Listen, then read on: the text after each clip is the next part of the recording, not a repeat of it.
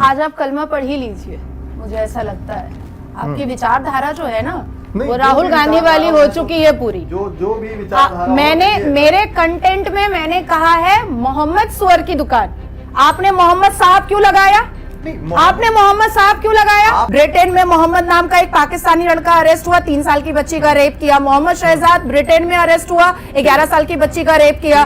मोहम्मद नासिर खान बलात्कारी। तो अरे भाई मोहम्मद नाम होता है। अजमेर शरीफ का नाम लेके मोहम्मद ओ वाओ, अजमेर में न्यूड फोटोशूट हो सकता है, अजमेर में रेप हो सकता है, और मैंने अजमेर लिकर शॉप बोल दिया तो मैंने बुरा कर दिया। जज साहब के मुंह पर वो आतंकी टुकड़े टुकड़े गैंग ने कहा कि अगर नाजिया इलाही खान को आपने बेल दिया तो कोर्ट के साथ साथ इसको तो जलाएंगे, साथ में कोर्ट भी जला देंगे। कुरान कहता है फिरका परस्ती गुनाह है, आप फिरका परस्ती करते हो।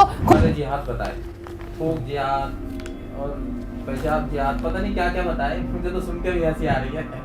मैडम को भी ये नहीं बताओ कि जिहाद का मतलब क्या है? बिल्कुल पता है, कुरान में कहाँ लिखा? वही तो मैं कह रही हूँ स्कॉलर साहब, वही तो मैं कह रही हूँ कि इस्लाम के जस्टिफिकेशन पर गुनाह हो रहा है।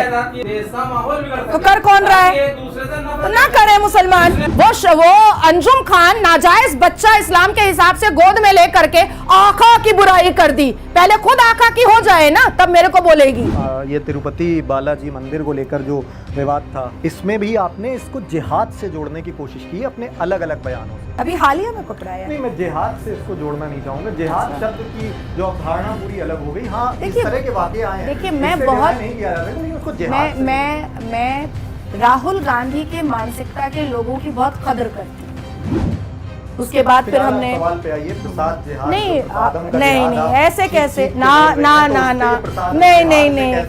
नहीं अब मैं आधा अधूरा क्यों बताऊँ आपको? जो 41 दिन अदरक और लहसुन भी नहीं खाते हैं जी, और वहाँ का प्रसाद वो लेते हैं। मैं पूछना चाहती हूँ कि आकर मंदिर, एक तो सबसे पहले कि स्टेट के या सेंट्रल गवर्नमेंट के हाथ में ही क्यों है? दूसरा कि मंदिर के बोर्ड में, कमेटी बोर्ड में कृष्ण क्या कर रहा है? कर क्या रहा है भाई? वो जुबान से गैंगरेप किया जाता है और ऐसे ऐसे चित्र भेजे जाते हैं सोशल मीडिया पे कि तू इसके लिए बनी है। दूसरी बात है कि अगर कोई वाकई में प्रॉफेट मोहम्मद का फॉलोअर है तो नासिर खान बलात्कार ही नहीं करता।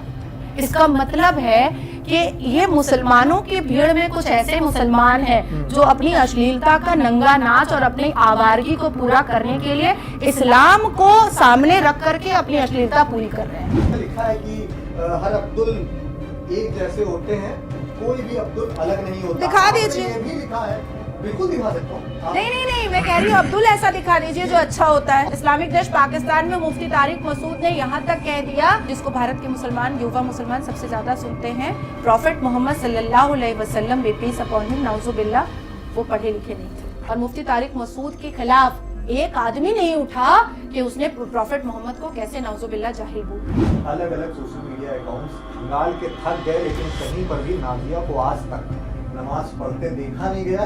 पहला, इबादत जो होती है प्रॉफेट मोहम्मद सल्लल्लाहु अलैहि वसल्लम गारे हिरा में किया।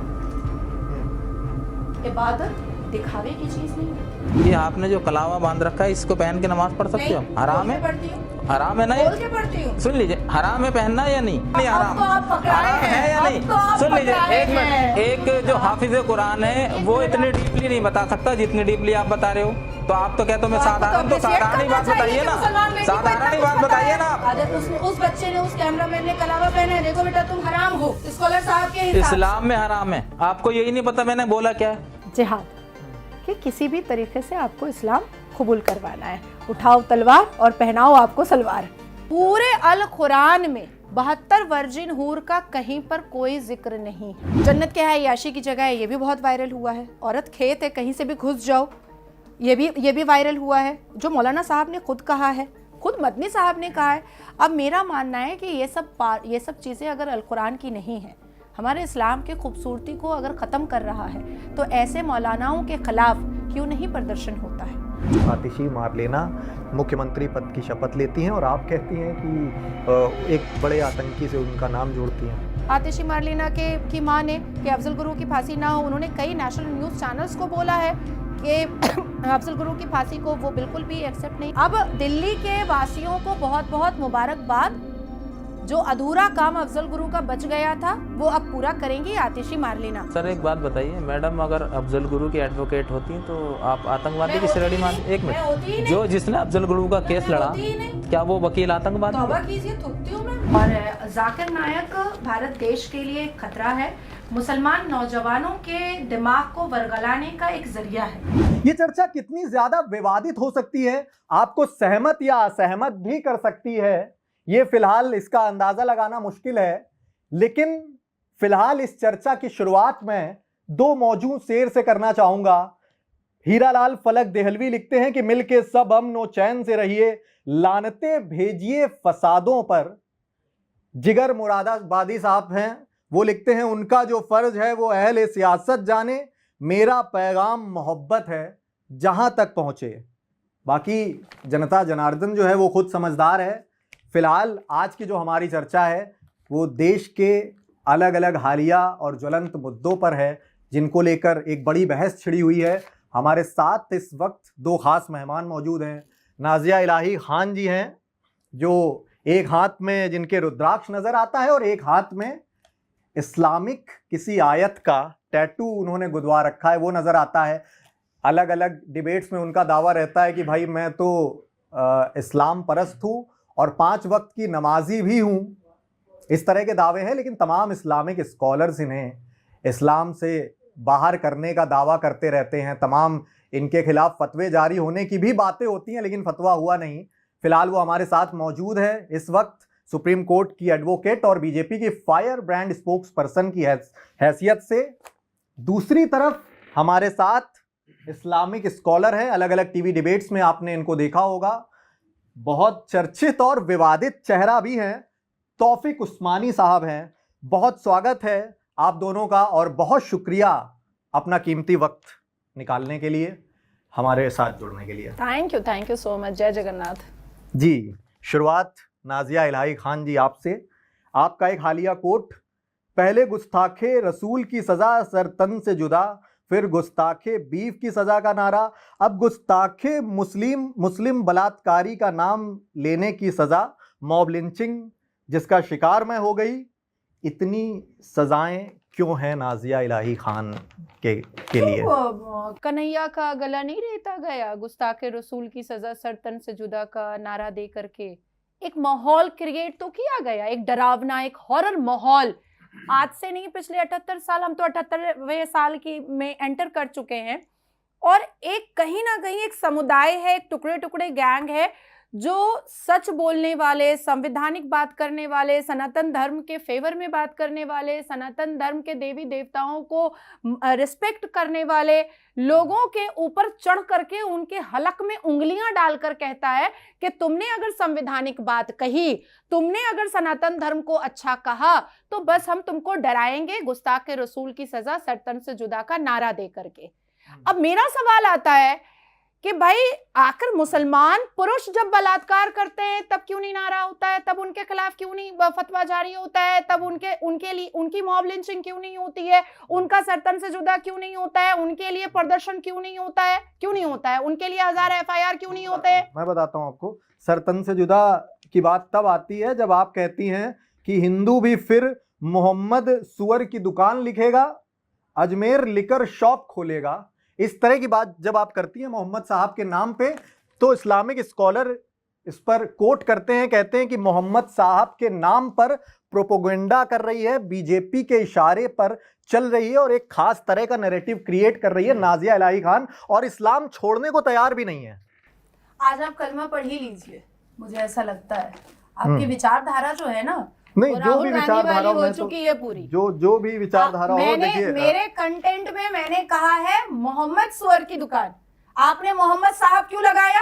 नहीं, आपने मोहम्मद साहब क्यों लगाया? आपका कोट मैं नाजिया जी मेरी मोहम्मद साहब क्यों लगाएंगे? आपका मोहम्मद साहब क्यों लगाएंगे? मैं बता रहा हूँ नहीं नाजिया जी, मैंने आपका कोट हू बहू पढ़ा पहले, उसके बाद मैंने कहा कि उनका कहना है कि मोहम्मद साहब को इन्होंने, तो मैंने उनका कोट किया। मेरा व्यक्तिगत नजरिया यहाँ पर नाजिया जी, मोहम्मद अवैस बलात्कारी, मोहम्मद खैबर बलात्कारी, ब्रिटेन में मोहम्मद नाम का एक पाकिस्तानी लड़का अरेस्ट हुआ, 3 साल की बच्ची का रेप किया। मोहम्मद शहजाद ब्रिटेन में अरेस्ट हुआ, 11 साल की बच्ची का रेप किया। मोहम्मद नासिर खान बलात्कारी। तो अरे भाई मोहम्मद नाम होता है। इस दुनिया का कोई भी मुसलमान प्रॉफेट मोहम्मद सल्लल्लाहु अलैहि वसल्लम को नाउज़ु बिल्लाह सिर्फ मोहम्मद कभी नहीं बोलता है। मोहम्मद नाम का कितना ही तिहाड़ जेल में चोर चक्का होगा। तो अब मतलब मोहम्मद नाम नहीं ले सकते, और अगर नहीं ले सकते तो भाई कोई भी मोहम्मद को बलात्कार करना ही नहीं चाहिए, करना ही नहीं चाहिए, चोरी सवारी करनी ही नहीं चाहिए, मोलेस्टेशन करना ही नहीं चाहिए, नाम की आबरू रखो। नहीं, वो कोट तो करते हैं कि बहुत सारे इस्लामिक नाम है, लेकिन अजमेर शरीफ का नाम लेके, मोहम्मद साहब का नाम लेके अजमेर में नाजिया तो बस प्रोपेगेंडा ही कर रही हैं। अजमेर में न्यूड फोटोशूट हो सकता है, अजमेर में रेप हो सकता है, 5 चिश्तिया तिहाड़ जेल में रह सकते हैं, और मैंने अजमेर लेकर शॉप बोल दिया तो मैंने बुरा कर दिया।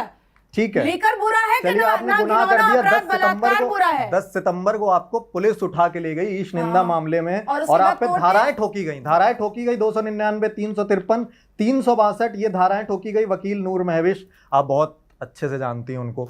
तो मैं तो नहीं जानती उसको। ठीक है, नहीं जानती हैं आप, लेकिन फिलहाल उन्हीं के आरोपों का, हाँ ठीक है, आप उन्हीं के आरोपों का, उन्हीं की FIR का सामना कर रहे हैं। और उसके बाद फिर ऑर्डर पढ़िए। नहीं, ऑर्डर मैंने पढ़ा, ऑर्डर अभी मैं पढ़ के बैठा था, वही मैं बता रहा हूं। जज साहब ने ऑर्डर में साफ लफ्जों में कहा है कि ये अरेस्ट बिल्कुल भी इलीगल है। साफ लफ्जों में जज साहब ने कहा है कि आर्टिकल 17 और आर्टिकल 21 का आप बिल्कुल भी डिसोबे नहीं कर सकते, वो उनका फ्रीडम ऑफ स्पीच है। उन्होंने ऐसी कोई बात नहीं कही है। तो क्या हो गया, अपना हटगर्मी दिखाने के लिए, अपने कलेजे के सुकून के लिए मेरे घर पर चले आए, पत्थर मार दिए, कोर्ट के परिसर में नारे तकबीर का नारा लग गया, कोर्ट के परिसर में चापड़, छुरी और छोटी छोटी वो फोल्ड करने वाली कैंची लेकर के पहुंच गए। ये उन्होंने बहुत अच्छा काम किया क्या? और कोर्ट ने मुझे 2 घंटे में बेल दिया, 2 घंटे में, विदिन 2 आवर्स। और अभी ऐसा हो गया कि कोर्ट परिसर से, जेल से निकलती हैं बाहर तो तमाम उग्रवादियों की भीड़ आपको घेरने की कोशिश में थी। जज साहब के मुंह पर वो आतंकी टुकड़े टुकड़े गैंग ने कहा कि अगर नाजिया इलाही खान को आपने बेल दिया तो कोर्ट के साथ साथ इसको तो जलाएंगे, साथ में कोर्ट भी जला देंगे। एक्स IPS ऑफिसर और TMC के विधायक हुमायूं कबीर के बगल में बैठ करके मुसलमानों ने कहा कि उसका गला काट करके हम मरने को तैयार है, लेकिन उसका गला काट देंगे। तो ये जो असंवैधानिक स्टेटमेंट TMC के MLA के बगल में और एक्स IPS ऑफिसर के बगल में बैठ करके दिया जा रहा है, ये बहुत अच्छा किया जा रहा है। ये तो अच्छा नहीं किया जा रहा है। हमीदुल रहमान क्या बोल रहा है, TMC का विधायक, कि जहां शरिया माना जाता है वहां शरिया इंसाफ सभा लगता है। कैसे लगेगा इंसाफ सभा? भैया तुमने 77 साल में खुद तो माना नहीं सही से अल कुरान और इस्लाम को। कुरान कहता है मजार परस्ती गुनाह है, आप मजार में जाते हो, माथा टेकते हो। कुरान कहता है फिरका परस्ती गुनाह है, आप फिरका परस्ती करते हो। कुरान कहता है कि आप सिर्फ एक अल कुरान से रस्सी से बंधे रहिए। आप शरिया ले आते हो, आप सही अल बुखारी ले आते हो, आप बहिश्ती जेवर ले आते हो, आप कहां से मौलाना तारिक मसूद पाकिस्तान वाले को ले आते हो, मौलाना तारिक जमील को ले आते हो। क्यों ले आते हो? क्योंकि वो 72 वर्जिन हूर का चूरन बांटता है, इसलिए ले आते हो। जबकि हमारे अल कुरान में कहीं पर भी 72 वर्जिन हूर का जिक्र नहीं है। क्यों झूठ बोलते हो हम लोगों को? तो ये प्रोपेगेंडा है हर एक संवैधानिक इंसान के उसके फ्रीडम ऑफ स्पीच को छीनने का। और मैं चुप नहीं होने वाली। ऐसा एक नहीं, ऐसे 5 FIR मेरे ऊपर हुए हैं, और जिस दिन 5 करोड़ भी हो जाएंगे ना तो भी नाजिया इतने ही तेवर में रहेगी। फिलहाल आऊंगा नाजिया जी आपके पास। मेहताब उस्मानी साहब हमारे साथ फिलहाल मौजूद हैं। तमाम इस्लामिक मुद्दों पर इनकी राय अक्सर वायरल होती रहती है। नाजिया जी का वक्तव्य आपने सुना जी, वो वाकये से भी आप पूरी तरह वाकिफ हैं जो चर्चा अभी विवाद छिड़ा था। इनके उस वक्तव्य को जब मोहम्मद के नाम से सुअर की दुकान को कोट किया गया जब, तो तमाम इस्लामिक स्कॉलर्स का कहना था कि भाई मोहम्मद साहब का तो अपमान हो गया है। क्या अपमान हुआ है मोहम्मद साहब का? सीधा सवाल पहली बात तो ये कि नाजिया जी को ये पता होना चाहिए कि इसका नाम लेना भी हराम है इस्लाम में। और दूसरी बात ये, क्या एज ए मुस्लिम नाजिया जी मुझे आप बता सकते हैं कि कितने मुसलमान सुअर खाते हैं? जैसे आपने नाम लिया कि सुअर की दुकान, मुझे बताइए किस एरिया में मुस्लिम में या किस दुनिया के किस कंट्री मुस्लिम में कि सुअर का गोश्त मुसलमान बेचता है? आप बताइए, जब आप नाम जोड़ रहे हैं, आप ये भी नहीं, उनका ये कहना है कि हिंदुओं को मोहम्मद नाम नहीं मोहम्मद वो नहीं है। आप ये बताइए ना, आप उस चीज से उनका नाम जोड़ रहे हैं मुसलमान का, जिस चीज को हराम बताएं। आप नाम जोड़िए ना, मोहम्मद का नाम चोरी से जोड़िए, डकैती से जोड़िए, किसी भी चीज से जोड़िए, लेकिन उस चीज से क्यों जोड़ रहे हैं जो हराम है? आप सुअर का नाम कैसे लगा? आप मुझे एक उदाहरण दे दीजिए कि दुनिया के किसी भी जगह कहीं किसी मुसलमान ने उसकी दुकान खोली है सुअर की, या लिखा हो उसकी दुकान के आगे। आप अपनी तरफ से जब आपत्तिजनक बात जोड़ेंगे तो विरोध होना जायज है, विरोध तो होगा उस बात का। और फिर आप कहते हो कि मेरा विरोध, अरे आप नाम जोड़ो, लेकिन ये सोच के जोड़ो कि एज ए मुस्लिम आप बोल क्या रहे हो, आप कह क्या रहे हो। लेकिन आप सिर्फ आपको अपना प्रोपेगेंडा अपनाना है, आपको अपनी टीआरपी बढ़ानी है, तो आपने मोहम्मद नाम जोड़ दिया। अगर कोई मुसलमान नाम रख के दुकान खोलता है तब भी आपको आपत्ति होती है, वो तो आपके भगवान का नाम है भाई, उसमें क्या आपत्ति होनी चाहिए। लेकिन तब भी आप, अगर कोई कचौड़ी की दुकान भी खोल ले राम का नाम रख के, तब भी आपको ऑब्जेक्शन है कि राम का नाम रखा क्यों। अगर मोहम्मद रखे कचौड़ी की दुकान खोले तो तब भी आपको ऑब्जेक्शन है कि मोहम्मद रखा है, हम जाएंगे नहीं दुकान पे। अरे भाई, आप चाहते क्या हो यार देश में? आप देश को ले जाना कहाँ चाहते हो? पूरी दुनिया में मुस्लिम कंट्री हो, क्रिश्चियन कंट्री हो या बौद्ध कंट्री हो, कहीं भी मोहम्मद साहब का कोई विरोध नहीं करता, मोहम्मद साहब के बारे में गलत नहीं बोलता, सिर्फ इंडिया के अलावा। क्योंकि ये इसकी राजनीति आज के टाइम में मुसलमानों पर टिक गई आके। सारी राजनीति जो है आज के टाइम में सिर्फ और सिर्फ मुस्लिमों पर टिकी है इंडिया की, और कुछ नहीं है। आप मुसलमान शब्द निकाल दो इंडिया की राजनीति से, मैं देखता हूं कौन सरकार बना ले, कोई नहीं बना सकता। अरे आपको सरकार बनानी है, जो करना है आपस में करो ना, हमारा नाम का इस्तेमाल करके क्यों करते हो? मैं नाजिया जी से क्वेश्चन कर लेता हूं, आप ये बताइए कि आप मुसलमानों को सुअर के साथ जोड़ रहे हैं, ये हराम नहीं है? आप बता दीजिए कि कोई दुनिया की एक दुकान बता दीजिए, या किसी दुकान छोड़िए, आप मुझे ये बता दीजिए कि दुनिया में एक भी आदमी ऐसा जिसने अपने नाम के आगे सुअर लगा रखो या सुअर की दुकान पे खड़ा हो दिखाओ आपको, वो मुसलमान ही नहीं है जिसको आप दुकान जोड़ रहे हैं उसके नाम से। ये कैसा एजेंडा है? मुझे तो समझ से बाहर है। ठीक है, उस्मानी साहब के सवाल का जवाब लूंगा। एक कोट और मैं ऐड ऑन करूंगा इनके वक्तव्य में। क्रिकेटर शिवम दुबे की बीवी अंजुम खान का कोट एक हालिया बहुत वायरल हुआ था। उनका कहना था कि अगर नबी के शान में गुस्ताखी होने पर आपको गुस्सा नहीं आता है तो आपका ईमान मर चुका है, और अगर आपका ईमान जिंदा है तो नाजिया की तत्काल गिरफ्तारी करवाइए। हो गई, अंजुम खान खुश हो गई। इन्होंने अभी कहा कि मुसलमान सुअर की दुकान कहीं पर भी नहीं खोलता। वाकई में कैसे खोल सकता है? हमारे लिए हराम है, बिल्कुल हराम है। और मुझे ऐसा लगता है कि भारत में हमेशा इस मुसलमानों के सेंटिमेंट को बहुत कद्र किया गया है, बहुत इज्जत दी गई है। और हमारे भारत में कुछ ऐसे समुदाय हैं जो सुअर खाते हैं, ऐसे लोग हैं जो सुअर खाते हैं।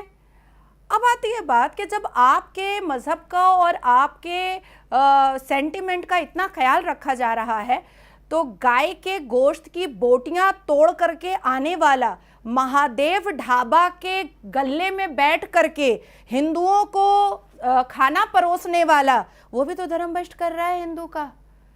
हिंदुओं के गली कूचों में गोरू के गोश्त की दुकान और झालर बना करके उसकी बोटियां लटकाना, कबाब गर्मा गर्म सीख में डालना और उसको सेकना, और सुगंध जो है वो मंदिरों तक पहुंचाना, ये बहुत अच्छा है, ये बहुत अच्छा है, ये तो बहुत अच्छी बात है, तालियां, ये बहुत अच्छी बात है। आप किसी को आराम से जब मलाइंग करो और जब किसी की जुबान को बंद करवाओ तो कह दो इसने सुअर बोला, इसने फलाना बोला, इसने धमाका बोला। आप क्या कर रहे हो? पहले अपने गिरबान में झांक कर देखो ना।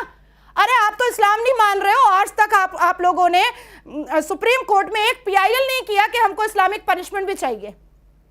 शरिया मानेंगे क्योंकि जिन्ना ने बनाया था, क्योंकि अंग्रेजों ने बनाया था। वक्फ बोर्ड मानेंगे क्योंकि अंग्रेजों ने बनाया था। हलाल सर्टिफिकेशन मानेंगे क्योंकि जिन्ना ने बनाया था। जरा अल कुरान के इस्लामिक पनिशमेंट को भी तो मानो ना, क्यों नहीं मान रहे हो? मानना चाहिए। आप महादेव ढाबा खोलेंगे, आप दुर्गा मां ढाबा खोलेंगे और गाय गोरू की बोटियां खा खा करके घर से आएंगे और हिंदुओं को थाला परोसेंगे। उनके धर्म का आघात नहीं हो रहा है क्या? बड़ा बुरा लग गया, मैंने कुछ बोल दिया और वो भी मैं फिर से दोहरा रही हूं कि झुट्टे हैं वो मुसलमान जो मेरे ऊपर ये आरोप लगा रहे हैं।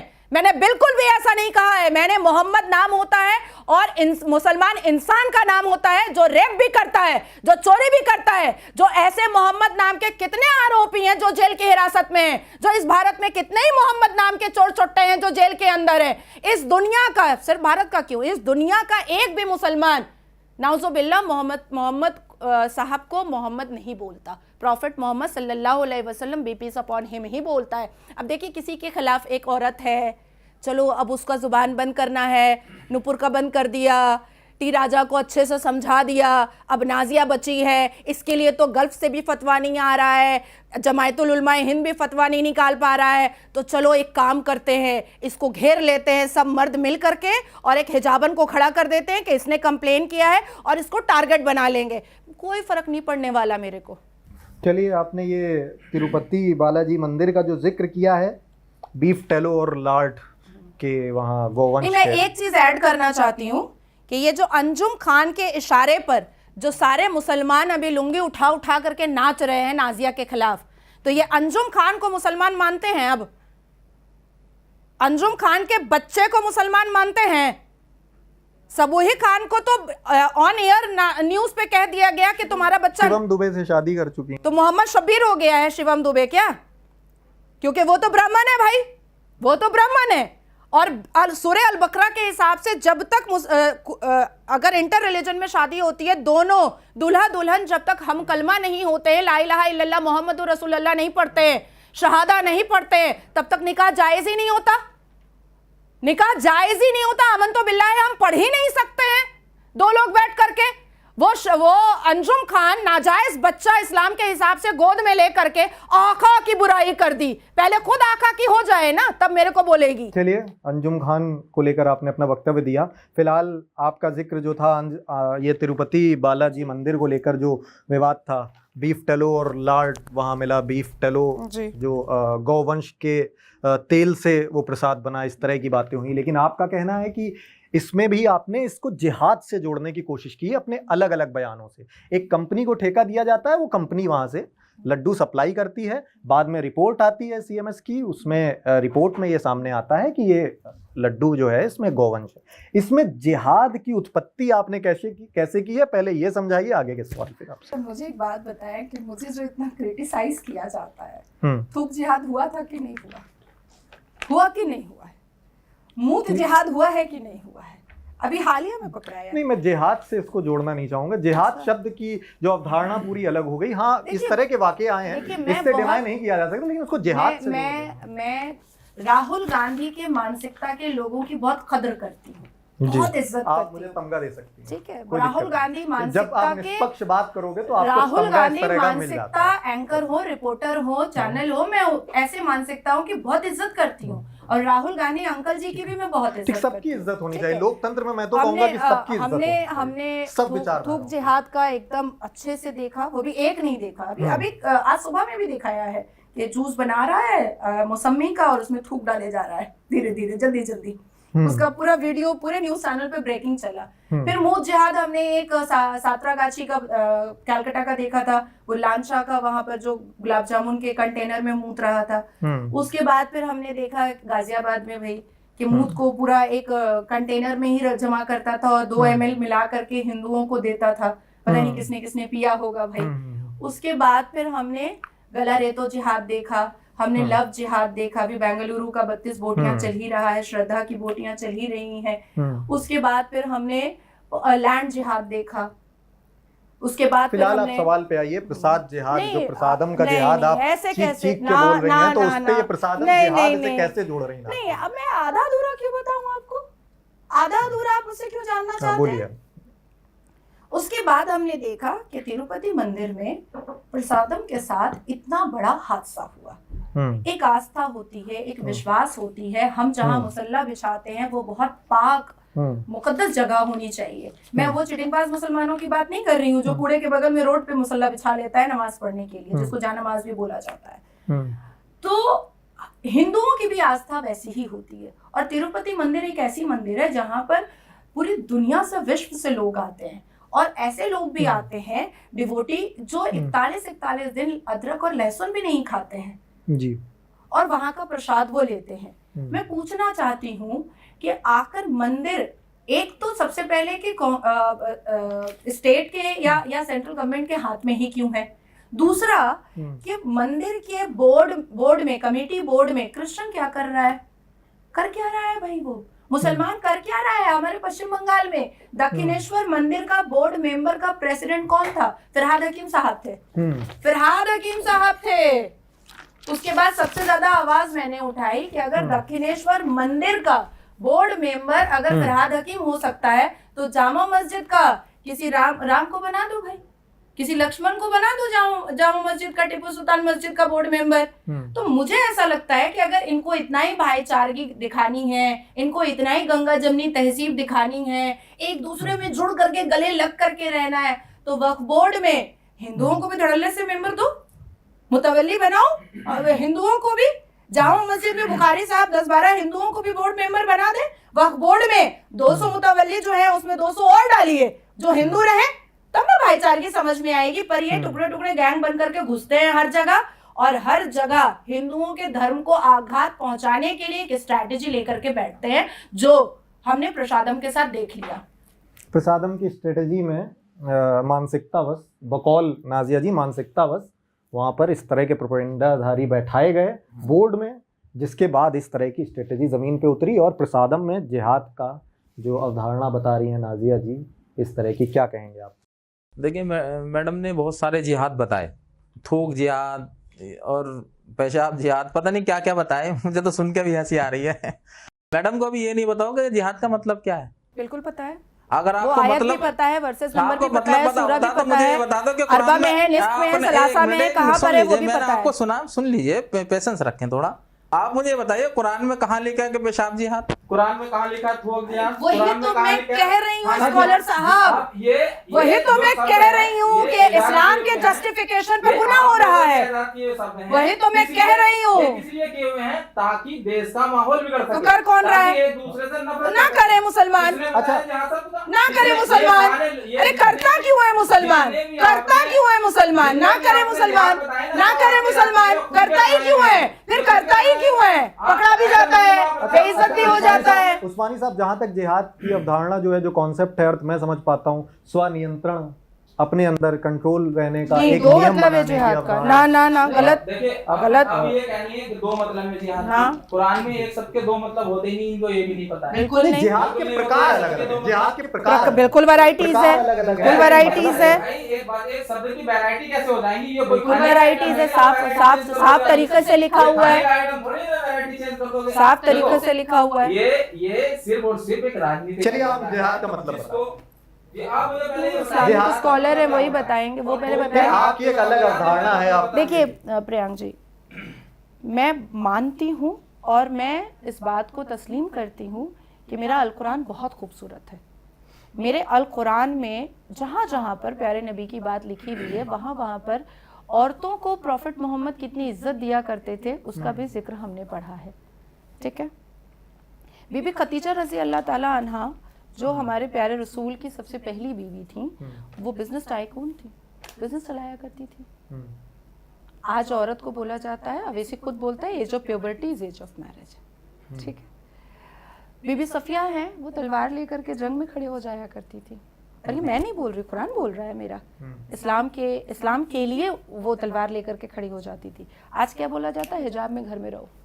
ठीक है, जहां पर हमारे कुरान की पहली आयत और पहला वर्ड इकरा का आया, एडुकेशन, और प्रॉफिट मोहम्मद ने ये तक कह दिया कि पढ़ना है तो चीन तक चले जाओ, एक एग्जाम्पल दे दिया। तो फिर एडुकेशन पर किस मौलाना ने 77 साल में बात किया है? जुमा की नमाज में इस पूरे भारत में खुतबे में किस मुफ्ती और किस इमाम ने ये खुतबा दिया कि अपनी अपनी बेटियों को तालीम याफ्ता करवाओ, जितना पढ़ें उतना अच्छा है? मुझे एक एग्जाम्पल दे दिया जाए। मैं मान रही हूँ कि मेरा इस्लाम बहुत खूबसूरत है, पर इस्लाम को नाउज़ु बिल्लाह एक बदनुमा धब्बा बनाने की कोशिश में ये अपने जिहादी, तालिबानी, टेररिस्ट और हाफिज सईद जैसी मानसिकता को पूरा करने के चक्कर में इस्लाम को बदनाम करने पर तुल चुके हैं। जहां एक तरफ प्रॉफिट मोहम्मद अपनी बेटियों के लिए अपने सर की पगड़ी बिछा दिया करते थे महिलाओं को उठाकर नजर से ना देखा करते थे, वहां महिलाओं को भर भर पेट गालियां दी जाती हैं, जुबान से गैंगरेप किया जाता है, और ऐसे ऐसे चित्र भेजे जाते हैं सोशल मीडिया पे कि तू इसके लिए बनी है, इस चीज के लिए बनी है। तो ये तो अगर सच्चा मुसलमान है, पक्का मुसलमान है, तो सबसे पहली बात है कि जुबान से तो गाली ही नहीं निकलेगी, निकलेगी ही नहीं। दूसरी बात है कि अगर कोई वाकई में प्रॉफिट मोहम्मद का फॉलोअर है तो नासिर खान बलात्कार ही नहीं करता, कभी नहीं करता। अगर उसने पक्के ईमान से और सच्चे इस्लाम से अगर उसने एक बार भी अपनी जिंदगी में जुमा की नमाज खुतबे के साथ पढ़ी होती और खुतबे में सही चीजें सिखाई जाती तो नासिर खान कादिर खान बलात्कार ही नहीं करता, कभी नहीं करता। इसका मतलब है कि ये मुसलमानों की भीड़ में कुछ ऐसे मुसलमान हैं जो अपनी अश्लीलता का नंगा नाच और अपनी आवारगी को पूरा करने के लिए इस्लाम को सामने रख करके अपनी अश्लीलता पूरी कर रहे हैं।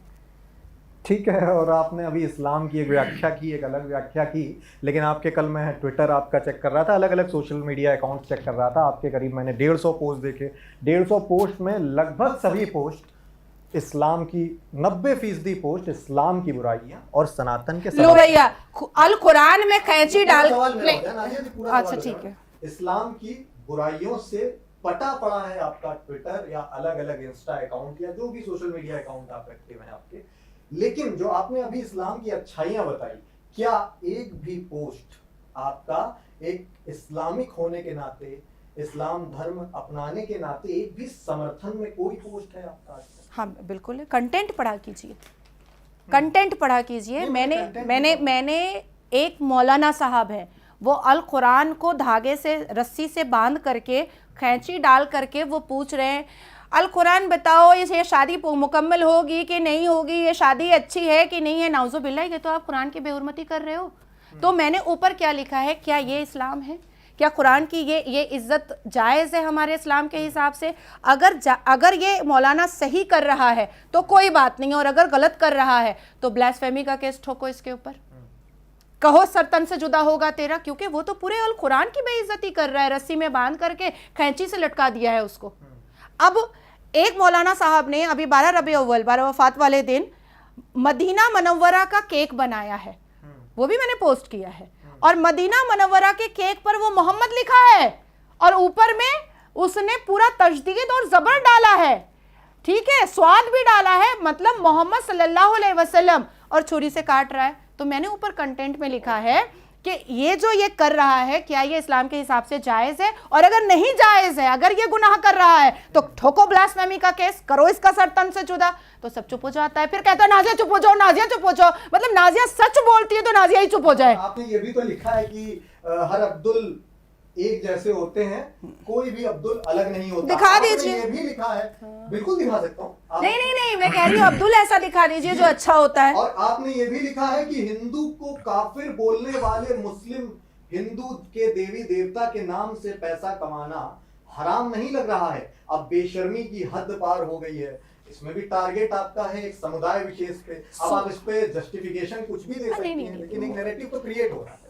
देखिए, अब आप बोल रहे हैं तो ठीक है, क्रिएट हो रहा है, एफआईआर हो रहे हैं, कोर्ट मुझे बेल दे रहा है, कोर्ट मुझे सिक्योरिटी भी देगा, कोर्ट स्टे भी लगाएगा। मेरे लिए संविधान तो है ना भाई।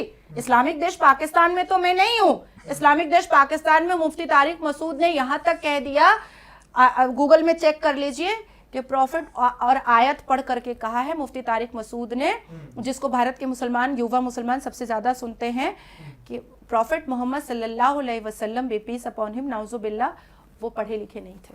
ये मुफ्ती तारिक मसूद ने बोला है। और कल मैं पाकिस्तानी चैनल पर इसी मुद्दे को लेकर के बैठी थी, और मुफ्ती तारिक मसूद के खिलाफ एक आदमी नहीं उठा कि उसने प्रॉफिट मोहम्मद को कैसे नाउजुबिल्लाह जाहिल बोल दिया, अनपढ़, मतलब इलिटरेट कैसे बोल सकता है। पर उसको कोई फर्क नहीं पड़ रहा है, उसको कोई नहीं आ रहा सरतन से जुदा करने के लिए। अब आपने कहा है कि हिंदुओं, मैंने ये बात लिखी है कावड़ यात्रा पर, उस पर भी मैं आ रही हूँ, मुझे जवाब देने में कोई आपत्ति नहीं है। महादेव का नाम रख लेते हो, दुर्गा माता ढाबा रख लेते हो, शिव ढाबा रख लेते हो, कृष्ण ढाबा रख लेते हो, फिर बोलते हो ये तो काफिर है। बोलते हो भाई, सूरह अल काफिरून है हमारे में सूरह अल काफिरून है भैया। तो जब तुम काफिरून को मान ही रहे हो, हजरत इब्राहिम अलैहिस्सलाम ने बुतों को तोड़ा था, ठीक है, तो जब तुम उनको काफिर मान ही रहे हो तो फिर उस काफिरों के देवी देवताओं के नाम से अपने घर का चूल्हा क्यों जला रहे हो? नहीं जलाना चाहिए। अपना नाम रखो ना, अपनी आइडेंटिफिकेशन क्यों छुपा रहे हो? क्या प्रॉब्लम क्या है छुपाने में? आज नाजिया इलाही खान सर ऊंचा करके बोलती है कि वो नाजिया इलाही खान है। अपने सवाल पे मैं एक तथ्य और ऐड ऑन करूंगा। 5 वक्त की नमाजी आपको बिल्कुल बताती हैं, और अभी आपके जो शीर्ष पोस्ट हैं 3, उसमें आप एक में गणेश जी की प्रतिमा में नजर आ रही हैं और एक में आपका अलग अलग देवी देवताओं के साथ आपकी 2-3 पोस्ट हैं, महादेव के साथ भी है, आपकी मंदिर जाते हुए भी है। लेकिन लोग, आपके समर्थक और विरोधी, अलग अलग सोशल मीडिया अकाउंट्स खंगाल के थक गए, लेकिन कहीं पर भी नाजिया को आज तक नमाज पढ़ते देखा नहीं गया। तब ये एक अवधारणा निकल के आई, तब लोग कहने लगे कि नाजिया से बीजेपी ने भाई कहा है कि तुम बोलती रहो बस कि मैं नमाज पढ़ती हूँ, पढ़ती हो या ना हो, जिससे एक नैरेटिव क्रिएट हो कि मैं तो इस्लामी हूँ और इस्लाम में रहकर यहाँ प्रोपेगेंडा चलाऊंगी। पहला, इबादत जो होती है, प्रॉफिट मोहम्मद सल्लल्लाहु अलैहि वसल्लम गारे हिरा में किया करते थे। इबादत दिखावे की चीज नहीं होती है। पहला, मैं आवेसी नहीं हूँ, या वो टाइट जीन्स पहन करके अंडरवेयर का लेस दिखाने वाले वो मुसलमान पुरुष नहीं हूँ मैं कि रोड पर नमाज पढ़ लेंगे। ठीक है, नमाज मेरे चैम्बर में, चाहे वो दिल्ली का हो, चाहे वो महाराष्ट्र का चैम्बर हो, चाहे वो पश्चिम बंगाल का हो, बजाफ्ते मैंने नमाज की जगह रूम बनाया हुआ है जिसमें किसी का एंट्रेंस नहीं है, जिसको साफ भी मैं खुद ही करती हूँ, किसी भी सर्वेंट को नहीं बोलती हूँ साफ करने के लिए। दूसरी चीज़ कि इस्लाम मानने वाले जो 5 वक्त वज़ू करते हैं, जो महिलाएं करती हैं, वो नेल्स नहीं रखती हैं, वो फाउंडेशन आईलाइनर नहीं लगाती हैं, जो मैं नहीं करती हूँ क्योंकि मुझे नमाज पढ़ना होता है। अब दूसरा, अब नहीं, मैं स्कॉलर नहीं हूँ और ना ही मैं मुल्ला मौलवी हूँ। ये स्कॉलर को समझना पड़ेगा कि वो क्यों कैमरे के सामने आता है। ये स्कॉलर को समझना पड़ेगा कि अभी भी असर की नमाज का वक्त जा रहा है, असर की नमाज का वक्त जा रहा है। ठीक है, तो नमाज एक तो दिखावे की चीज नहीं है। दूसरी चीज है कि आपने देवी देवताओं की बात कही, तो हमारा अल कुरान ही कहता है लकुम दीनकुम वलिय दीन, आप अपने धर्म की इज्जत करो और दूसरों को उसके धर्म की इज्जत करने दो। क्योंकि मैं संवैधानिक मुसलमान हूँ, मैं भारत की पुत्री हूँ, तो इसलिए मैं सारे धर्मों को लेकर के मैं चलना चाहती हूँ। अब आती है तीसरी बात कि मेरी तस्वीर कैसे आपको नहीं मिली नमाज और इफ्तार की।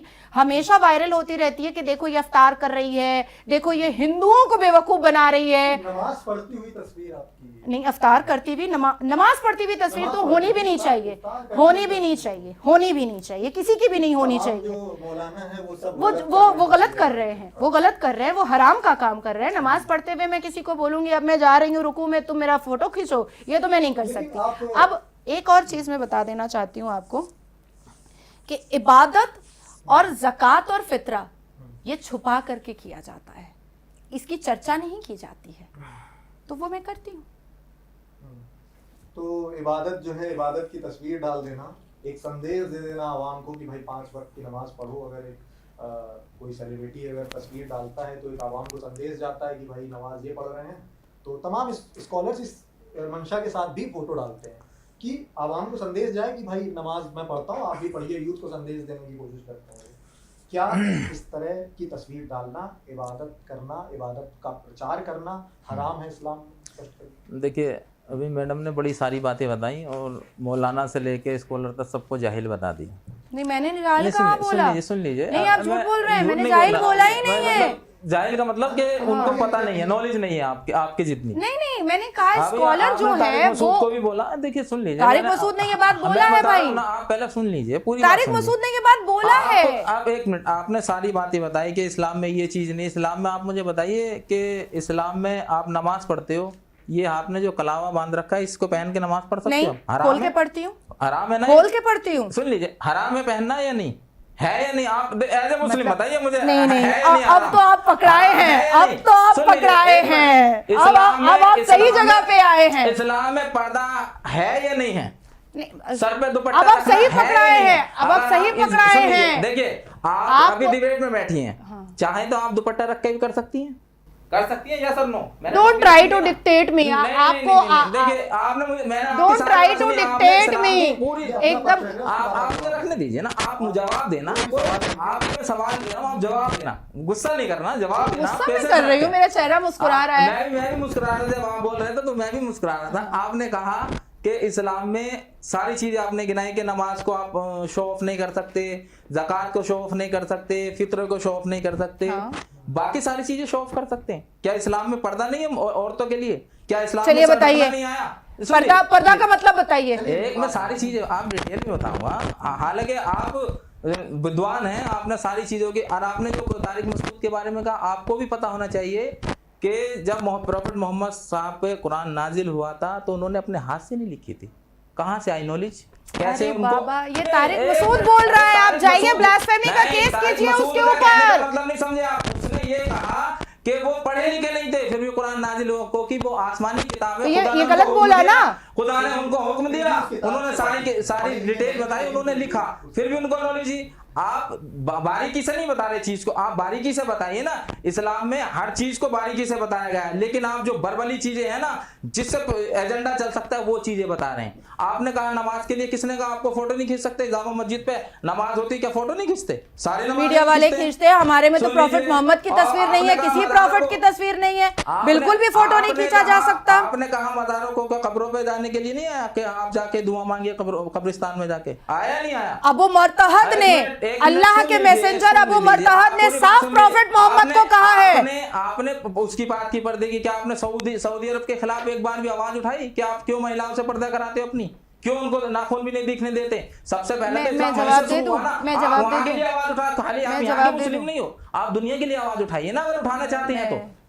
देखिए एक चीज को बारीकी से ना लीजिए आप अगर इस्लाम की बारीकी पे जाएंगे तो आप उलझ जाएंगे उसकी बारीकियों में, और पूरे कर नहीं पाओगे वो सारी चीजें जो इस्लाम में लिखी हैं। तो आप ये कहिए कि जो मेरा मन है मैं वो करती हूँ, मुझे कोई इस्लाम से लेना देना नहीं है। आप ये कहिए कि जो जिसका मन करता है वो चोरी करे, डकैती डाले, जो भी करना है वो उसका मन है, उसके लिए संविधान। और बात संविधान की करते हो, इस्लाम बना तब संविधान थोड़ी था, संविधान अब हुआ है, और उसके अकॉर्डिंग हर आदमी को चलना पड़ेगा, चाहे मुसलमान हो, हिंदू हो, सिख हो, ईसाई हो, सबको चलना पड़ेगा। आप थोड़ी ना सिखाएंगे हमें कि भाई मुसलमान को ऐसे चलना है, हिंदू का ऐसे नहीं। आप कुरान की बारीकी अगर समझा रहे हैं तो डिटेल में समझाइए, बिल्कुल बारीकी से। ऊपर की बरबली बातें और एक अलग झूठा एजेंडा मत अपनाइए। आप खुद पूरे आप पूरे फॉलो करो ना नियम इस्लाम के, आप खुद नहीं कर रहे हैं। देखिए तकरीर वो कर सकता है, मैं तकरीर नहीं कर सकता, क्योंकि ना तो मैं मौलाना हूं, ना मुझे इतनी डीपली पता है इस्लाम के बारे में। एक मिनट, आप तकरीर करते हो तो आपको पहले खुद को फॉलो करना चाहिए उन नियमों को जिनकी आप तकरीर कर रहे हैं। आप एक भी नियम फॉलो नहीं करते हो, बताइए कौन सा नियम फॉलो करते हो आप? आपका भी वक्तव्य एक बड़ा वायरल हुआ था कि आप नहीं मैं पहले उनका जवाब तो दे दूं। मैं ऐड ऑन कर रहा हूं, आप जवाब दीजिएगा। एक कोट आपका वायरल हुआ था कि जितने भी मौलाना हैं वो टीवी डिबेट्स में बैठते हैं, अलग अलग इस चैनल से निकलकर उस चैनल में जाते हैं, पूरे दिन टीवी में ही दिखाई देते हैं। तो ये भाई नमाज कब पढ़ते हैं? इनकी नमाज की तस्वीर की तो आपने बात नहीं की, लेकिन नमाज को लेकर इनके बहुत वक्त कब मिलता है? तो ये सवाल तो नाजिया पे भी बनता है कि भाई नाजिया स्कॉलर थोड़ी है। आप बात तो आप सारी स्कॉलर वाली बता पढ़ लेती हूँ, मैं कज़ा पढ़ लेती हूँ, कज़ा तो आए, मैं कज़ा हाँ, मगरिब की नमाज का मैं बहुत खासा ख्याल रखती हूँ, क्योंकि मगरिब की नमाज का वक्त बहुत नाजुक होता है, तो मैं खासा ख्याल रखती हूँ। और मैं सुबह फजर की नमाज का खासा ख्याल रखती हूँ। ये दो नमाज का मैं खासा ख्याल इसलिए रखती हूँ क्योंकि बहुत नाजुक वक्त होता है उसका। बाकी मैं कज़ा पढ़ लेती हूँ, मैं कोई प्रीचर तो हूँ नहीं, मैं कोई मुल्ला, मुफ्ती, इमाम, मुजाबिर, पीर बाबा तो हूँ नहीं, मैं एक साधारण लड़की हूँ भाई। मैं 5 वक्त नमाज पढ़ रही हूँ, मैं रोजा रख रही हूँ, नफिल का जो काम है वो कर रही हूँ, सुन्नत रसूल का जो काम है वो कर रही हूँ। अभी उन्होंने कहा हाफिज़ कुरान है, वो इतनी डीपली नहीं बता सकता जितनी डीपली आप बता रहे हो। तो आप तो कहते हो, तो आपको तो अप्रिशिएट करना चाहिए कि मुसलमान बेटी को इतना कुछ पता है। आप डीपली मत बताइए, बुरा लग गया डीपली अगर आप जाओगे तो फिर आपने पहना पता मुझे है, इसका बुरा लग गया क्या? नहीं, आप गलत जाओगे। ये बुरा लग गया क्या कि टोपी आपने पहना है, आयतें मुझे पता है? आप जितनी बारीकी से बता रहे हो सारा गलत बता रहे हो। ओह माय गॉड, करो कुरान हिफ्ज करो, आपको सारी नॉलेज हो जाएगी। मेरे पास कुरान है बामायनी, मंगवाऊं मैं? हिफ्ज करा है, मैंने बोला कि मैं हाफिज कुरान हूँ। स्कॉलर का टैग लेकर के आप बैठे हो, तर्जुमा भी नहीं है, स्कॉलर का टैग लेकर के आप बैठे हो। मैं कोई मौलाना नहीं हूँ, मैं इसलिए स्कॉलर है आप, इस्लामिक स्कॉलर है आप। बताइए सूरह अल काफिरून की पूरी आयत बताइए। आप स्कॉलर भी नहीं हो तब भी आप इतने डीपली बता रहे हो, कैसे? मैंने पढ़ा है कैसे? मैंने क्या पढ़ा कहाँ है। पढ़ा है आपने? बताइए क्यों मुझे। नहीं पढ़ूंगी आपने मैं? ये नहीं पढ़ा क्यों कि- नहीं पढ़ूंगी आपने मैं? ये नहीं पढ़ा कि मेरा इस्लाम में अल-कुरान है, कहना मेरी हराम है। अलहामी किताब है, मैं क्यों ना इस्लाम में- पढ़ूं? इस्लाम मेरे में- मुझे मुल्ला आपने- नहीं चाहिए इस्लाम समझने के लिए। और क्या चाहिए आपको फिर? क्या- मुल्ला नहीं चाहिए, एक मिनट। मुल्ला आप- नहीं एक चाहिए, सेकंड, आप कुरान मुल्ला अपने नहीं आप पढ़े? चाहिए। आपको कुरान किसने मुल्ला पढ़ाया? नहीं चाहिए। आपको कुरान किसने पढ़ाया? मेरी मुल्ला माँ ने आपको पढ़ाया, पढ़ाया? मेरी माँ ने आपकी पढ़ाया, माँ को किसने पढ़ाया? उसकी माँ ने पढ़ाया। उसकी माँ को किसने पढ़ाया? ओ भाई साहब, किसी ने तो मौलाना ने पढ़ाया होगा। आप बिल्कुल मुझे नहीं, खानदानी बिल्कुल हो- नहीं। आप अपने पूरे खानदानी अब से मुल्ला पूछे का कि इस्लाम नहीं मौलाना ने चाहिए, पढ़ाया होगा। मुल्ला का इस्लाम नहीं चाहिए। 100% पढ़ाया होगा। मुल्ला का, हो ही नहीं मैं सकता इनका बिना जवाब मौलाना दे दूं के। प्लीज। ये हिजाब बिना हिजाब पर मौलाना बोले, के सर पर कुरान नहीं दुपट्टा पढ़ सकते वपट्टा आप। बोले। फ्रांस में ये टुकड़े टुकड़े गैंग ने एक फ्रांस के कोर्ट में एक पिटिशन दायर किया था कि हिजाब is an essential part of Islam. वकील के ऊपर पेनल्टी लग गई। क्यों? क्योंकि वो अल कुरान से वो आयत ही नहीं निकाल कर दिखा पाया जहां पर बुर्का, हिजाब, अबाया, नकाब लिखा हुआ था। सूरह अल-नूर का जिक्र हम लोग रोज सुनते हैं जब भी हिजाब का मुद्दा आता है कि सूरह अल-नूर में लिखा हुआ है हिजाब पहनना। सूरह अल-नूर में लिखा हुआ है जिल्बाब। जिल्बाब का अर्थ होता है लूजर आउटफिट। ठीक है, अब आते हैं कि हमने हिस्ट्री की किताबें पढ़ी हैं, आपने भी पढ़ा होगा, मैंने भी पढ़ा होगा। उसमें चित्र मुगल की बीवियों के थे, हिजाब में थे, शरारा गरारा में थे। हमने शाहजहां की बीवियों को देखा है चित्र में, अपने स्कूल से लेकर के कॉलेज तक में। जो हिस्ट्री में ऑनर्स करता है वो तो और भी बहुत कुछ देखा होगा। तो हमने तो नहीं देखा नकाब में, हमने तो हिजाब में नहीं देखा, हमने तो अबाया में नहीं देखा। तो जब मुगल भी नहीं मानता था हिजाब, नकाब, अबाया, तो फिर हम क्यों माने? और आप दिखा दो ना कि हिजाब, नकाब, abaya is an essential part of Islam. और दूसरी बात कि हमारे इस्लाम में रिवीलिंग आउटफिट पहनना मना है। मैं नहीं पहनती क्योंकि मुझे नहीं पहनना है, ये मेरी मर्जी है। और जिस दिन मुझे पहनना मुझे पसंद होगा पहनना, मैं पहनूंगी, कोई मुझे रोक भी नहीं सकता है। अब इन्होंने सऊदी अरबिया की बात कही है। सऊदी अरबिया में रिफॉर्मेशन आया और उन्होंने, मोहम्मद बिन सलमान ने साफ, अभी 13 दिन पहले की बात है, कि उन्होंने साफ कहा है प्रेस कॉन्फ्रेंस करके कि औरतें जो चाहे, जैसा चाहे वो पहन सकती हैं और वो अपने करियर को जहाँ तक लेकर जाना चाहें वो ले जा सकती हैं। बॉडी औरतों की है, वो जितना बच्चा पैदा करना चाहेंगी कर सकती हैं। ये अरब में हुआ है भाई, 13 दिन पहले की बात है। अब ये ईरान बना दे हम क्या भारत को? ईरान ने, जैसे ईरान की सरकार ने कहा कि अब 9 साल की बच्ची का निकाह हो जाएगा। तालिबान बना दें क्या भारत को कि औरत की आवाज भी ऊंची नहीं होनी चाहिए, टॉप टू बॉटम, सर के बाल से पैर के नाखून तक ढका होना चाहिए। 6 साल की बच्ची भी घर से बाहर जाएगी तो किसी मर्द पुरुष के साथ बाहर जाएगी। अब ईरान और तालिबान और पाकिस्तान अगर बनाना है तो खुलकर बोलो कि बनाना है, खुलकर बोलो भाई। हम तो बचपन से यही सोच रहे हैं कि हम संवैधानिक देश में हैं। अभी इन्होंने क्या कहा कि ये हराम है। वो तो अच्छा है कि आप राहुल गांधी की मानसिकता वाले हैं, आपने कलावा नहीं पहना है। अदर उस बच्चे ने, उस कैमरामैन ने कलावा पहना है, देखो बेटा तुम हराम हो स्कॉलर साहब के हिसाब से। इस्लाम में हराम है, आपको ये नहीं पता मैंने बोला क्या? इस्लाम में हराम है, पूरी सेंटेंस। तो मैंने आपको बोला ना, तो फिर आपने मेरी बात सुनना पसंद नहीं किया क्योंकि मैं औरत हूँ, क्योंकि मैं औरत हूँ, इसलिए आप मेरी बात नहीं सुनेंगे। आप मेरी बात, मैंने क्या बोला कि जब मैं नमाज पढ़ती हूँ तो मैं ये पूरा खोल कर पढ़ती हूँ। मैंने क्या हुआ? ये जब मैं वजू करती हूँ तो मैं ये पूरा खोल कर पढ़ती हूँ। तो फिर पहनते क्यों? मेरी मर्जी है, आप मेरे फंडामेंटल राइट थोड़ी छीन लीजिएगा। आपकी हर चीज में मर्जी है तो क्या? ठीक है, ये अलग विषय है। लेकिन आप जो नमाज कह रही हैं, अल कुरान, मैं नमाज पढ़ती हूँ, अल कुरान साथ में लेके आती हूँ, हर जगह रहती हूँ, अल कुरान मेरे साथ रहती है। कुरान की कोई 5 अच्छाइयाँ आप बता दीजिए कि आपको। अच्छाइयाँ नहीं, अच्छाइयाँ हैं, बताइए। खूबसूरती ही खूबसूरती है। इक्वालिटी, जेंडर इक्वालिटी की खूबसूरती बहुत ज़्यादा है। औरतों की इज्जत करने की खूबसूरती बहुत ज़्यादा है। चर्च में जब देखिए, अभी फिर मुझे याद आ गया कि ये लोग चर्च को भी अनिवार्य बोलते हैं इस्लाम के हिसाब से, पर चर्च के अंदर जो मदर मैरी हैं वही हमारे अल कुरान में सूरह मरियम है। और इस दुनिया की सब लड़कियां, मुसलमान लड़कियां, अपनी प्रेगनेंसी के वक्त में सूरह मरियम ज़रूर पढ़ती हैं, ज़रूर पढ़ती हैं, क्योंकि लेबर पेन में आसानी होती है, बच्चा नॉर्मल पैदा होने में आसानी होती है। तो सूरह मरियम का बहुत ऊंचा रुतबा है हमारे में। अब वही मदर मैरी हो जाती हैं तो लो भैया गाली दे दो, चर्च जाएंगे तो इस्लाम खतरे में आ जाएगा। वहाँ ईसा मसीह हैं, हमारे में भी अल कुरान में हज़रत ईसा मसीह का जिक्र है। फिर ये कह देंगे अरे चर्च चली गई, अब तो ये मुसलमान ही नहीं रही। भैया वही ईसा मसीह है जो अल कुरान में है।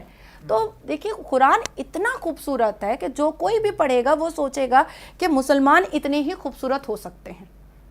कुरान पढ़ने, अल कुरान की आयतों को और पूरे 30 पारे को पढ़ने के बाद और पूरे अरबा निस्फ सलासा को पढ़ने के बाद, इवन हम अल कुरान को जब पूरा करते हैं तो खत्मुल कुरान जब पढ़ते हैं उसको पूरा पढ़ने के बाद जो कोई भी मुसलमान से मिलेगा उसका फर्स्ट रिएक्शन यही जाएगा कि ये बहुत खूबसूरत इंसान होगा। अब वो इंसान नासिर खान बलात्कारी हो जाए तो कैसा लगेगा मन में, कितना बुरा लगेगा। अब वो इंसान आफ्ताब जैसा निकल जाए जो श्रद्धा की बोटियां करता है, अब वो इंसान अफजल गुरु जैसा निकल जाए, अब वो इंसान लश्कर तैयबा निकल जाए, अब वो इंसान जैसे मोहम्मद निकल जाए तो कितना बुरा लगता है, हाफिज सईद निकल जाए तो कितना बुरा लगता है, मन में कितना बुरा लगता है। अब एक इमाम साहब थे, इमाम रिजवानी, उत्तर प्रदेश के, वो इमामत कर रहे थे उत्तर प्रदेश की एक मस्जिद में और वहीं उनको घर दे दिया गया था, उनकी अहलिया के साथ, बीवी के साथ वो रहते थे।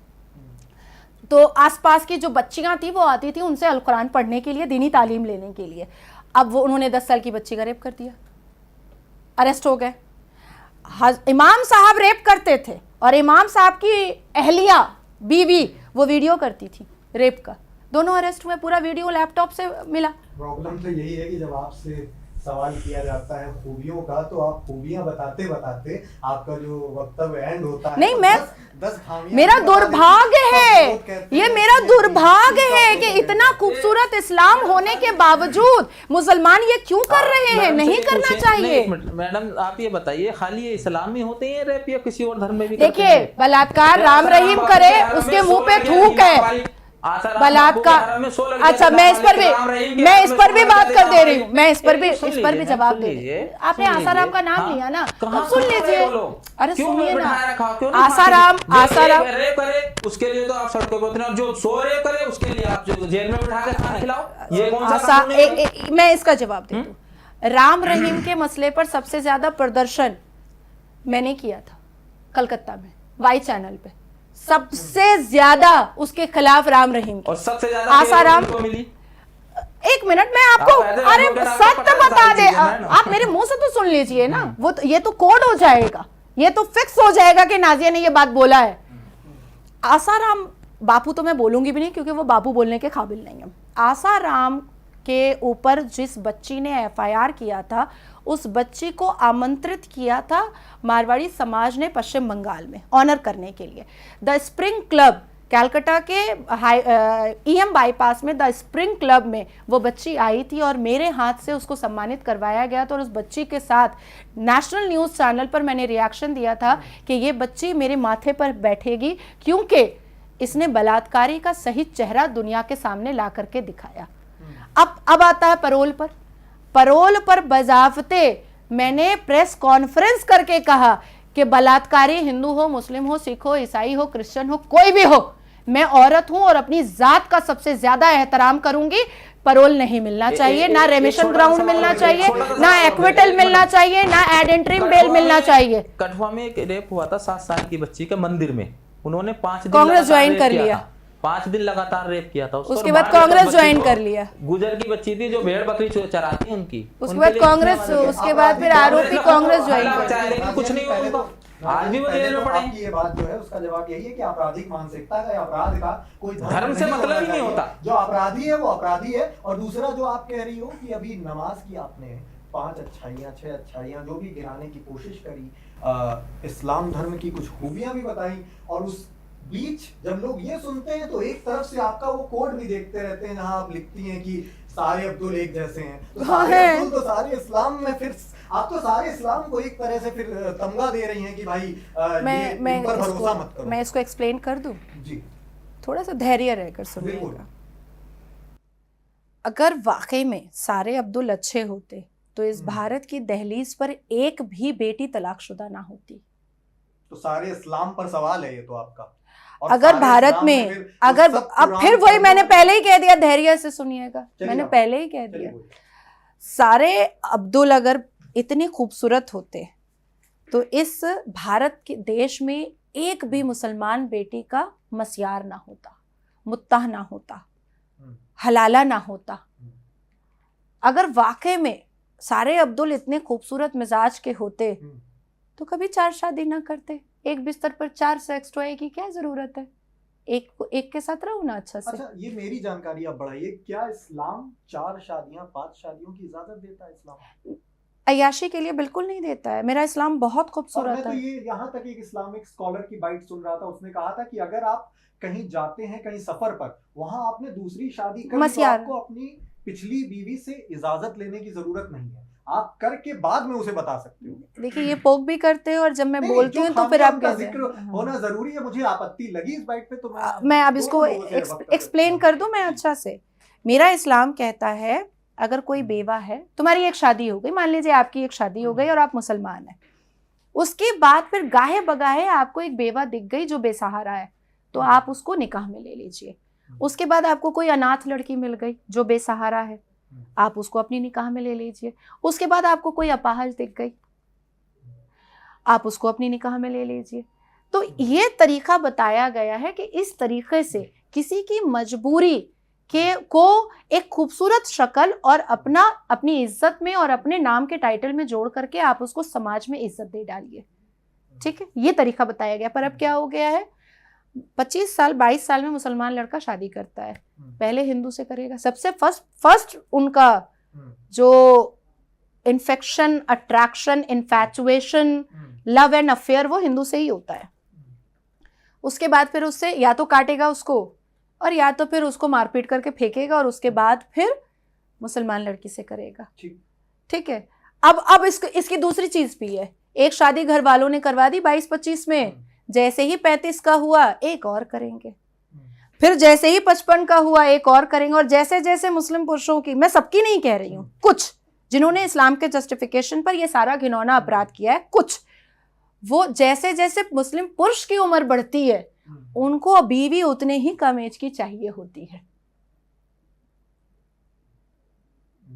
ठीक है, अब आती है बात, आपने कहा कि जब आप सफर पे जा रहे हो, इंफॉर्मेशन आपकी ये कहाँ से है कि ये चाहिए होती है? ये कोई तो बताता होगा, कोई तो एडवाइस करता होगा कि मुझे चाहिए। नहीं, आप मेरी मुस्लिम कम्युनिटी में चलिए, मैं मुलाकात करवा देती हूँ। मैं कई घरों में बताते हैं कि मुझे चाहिए। आदमी आंख से देखता नहीं है क्या?